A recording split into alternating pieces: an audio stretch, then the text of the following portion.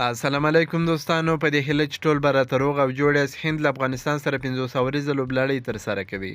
د کرکټ نړیوالې شورا د مهالویش له مخې د افغانستان کرکټ ملي لوبډله د نړیوال جام سوپر لیګ سیالۍ په لړ کې له هند سره لوبې لري چې اوس احتمالي نیټه په ډاګه سوه. یو شمېر رسنۍ راپور ورکوي چې هند کرکټ ملي لوبډله په جون میاشت کې د نړیوالو ټیسټ سیالیو له پیلوبې وروسته له افغانستان سره 3 ورځنۍ لوبې ترسره کوي، خو تر اوسه په دې تړاو رسمي خبر نشته. همدغه راز سږ کال به د اسیا جام او نړیوال جام په څیر ستر ټورنمنټونه ترسره سي چې دا د افغانستان کرکټ ملي لوبډلې لپاره ښه زیری دی. خو ورسره ترڅنګ افغان لوبډله 3 نورې لوبلړۍ هم لري.